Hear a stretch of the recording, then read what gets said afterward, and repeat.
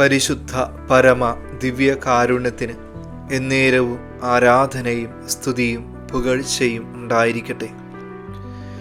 യേശയ്യാ പ്രവാചകന്റെ പുസ്തകം 55-ാം അധ്യായം 3-ാം തിരുവചനത്തിലൂടെ കർത്താവ് നമ്മളോട് ഇപ്രകാരമാണ് സംസാരിക്കുക. എൻ്റെ അടുക്കൽ വന്ന് എൻ്റെ വാക്ക് കേൾക്കുവിൻ, നിങ്ങൾ ജീവിക്കും. ഞാൻ നിങ്ങളുമായി ശാശ്വതമായ ഒരു ഉടമ്പടി ഉണ്ടാക്കും. ദാവീദിനോടെന്ന പോലെ നിങ്ങളോട് ഞാൻ സ്ഥിരമായ സ്നേഹം കാട്ടും.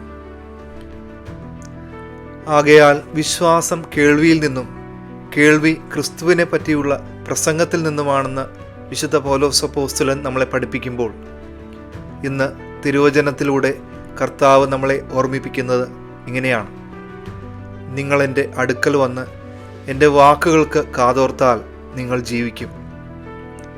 കർത്താവിൻ്റെ അടുക്കൽ പോകുവാനും അവിടുത്തെ തിരുവചനങ്ങൾക്ക് ഹൃദയം കൊടുക്കുവാനും നമുക്ക് സാധിക്കുമ്പോൾ, ആ തിരുവചനം പറയുന്നത് പോലെ ഈശോയുടെ സ്ഥിരമായ സ്നേഹവും പരിപാലനയും ജീവിതത്തിൽ അനുഭവിക്കുവാൻ നമുക്ക് സാധിക്കും.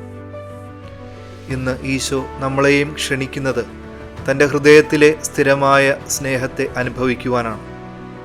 അവിടുന്ന് നമ്മളോടും പറയും, നീ എൻ്റെ വചനം കേൾക്കുവാനും എൻ്റെ അടുക്കൽ വരുവാനും മനസ്സ് കാണിച്ചാൽ നിൻ്റെ ജീവിതത്തിലും കുടുംബത്തിലും ഞാൻ എൻ്റെ സ്ഥിരമായ സ്നേഹവും അനുഗ്രഹങ്ങളും നിറയ്ക്കും.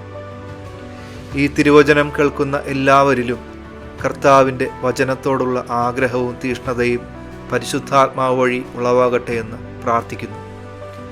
സർവശക്തനായ ദൈവം, പിതാവും പുത്രനും പരിശുദ്ധാത്മാവും നിങ്ങളെ സമൃദ്ധമായി അനുഗ്രഹിക്കട്ടെ.